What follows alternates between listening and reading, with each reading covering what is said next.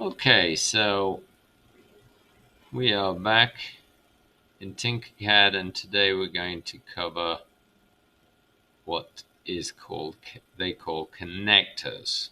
So you're going to go to Designs, Create, make a new design, and I'll show you how that works in a minute.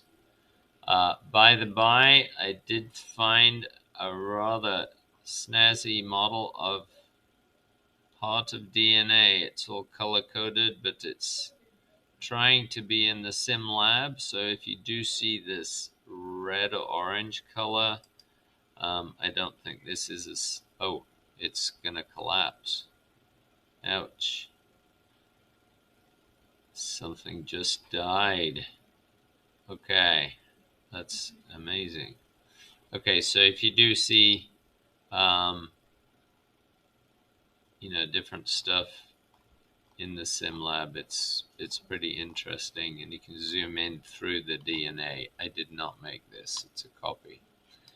Another notable one is, let's close the DNA, refresh this, is a really nice weighing scale, which looks like this. So it's got some, I guess it's sugar cubes. And if I go to the SimLab,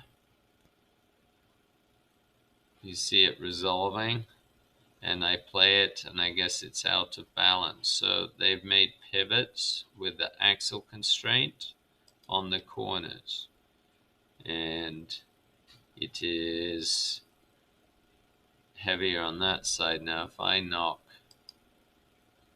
those off, I knocked everything off because it was the anvil. The other thing you can do with this SimLab is reverse it, so you can actually see what happens.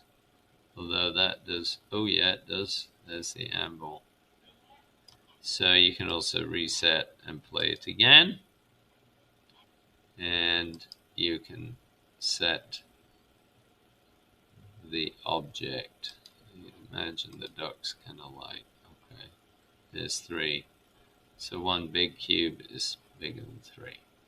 What we're going to do today is I'm going to show you the basics of the connectors. So they are on the lesson notes. I have already made these models. So the trick with this is you put whatever models you want to connect together. And what I'm going to do with this is just raise these objects slightly. And I've got a few points to make. So the first one will be axles.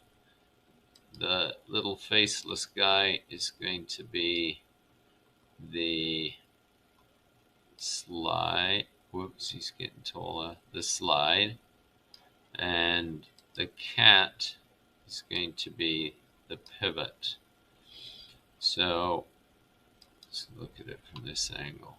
So this is how the axle works. So you go to your SimLab, and the axle is the first one on the top. So the connectors are right here. So we hit the axle constraint, drag it over, and it locks into whatever face you want to lock into. So if I click it there and then simulate this whole object, it's basically a cube and a sphere, and it's now set in motion because it was out of balance. Interesting. And so we'll reset this. If you put the axle, so you can move them around in a different position, you can also check. We're not going to talk about that one.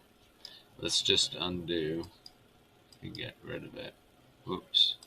And so if you put the axle in a different position, say I put it on this sphere, what's going to happen, it's not going to fix itself in position. So that it's now become basically a pivot constraint because the axle is moving anywhere on the sphere, which is something I just figured out. They may change that.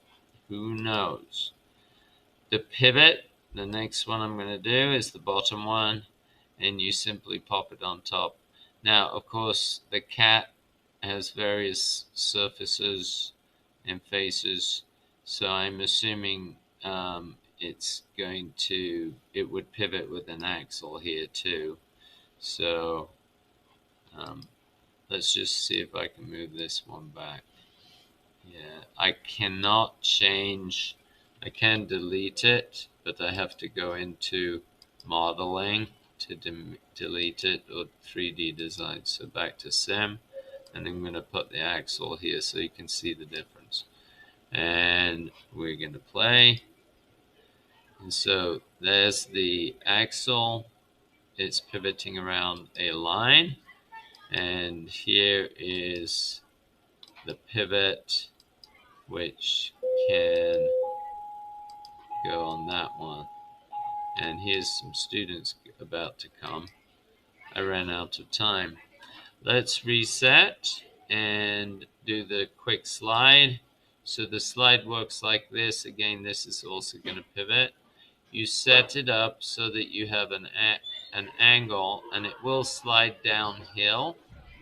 So if I click on there, and now I play, it's going to take that object and slide it down. You can also see there was a pivot combined. So we'll do more of this next lesson, but that's it for connectors. Reset. Enjoy.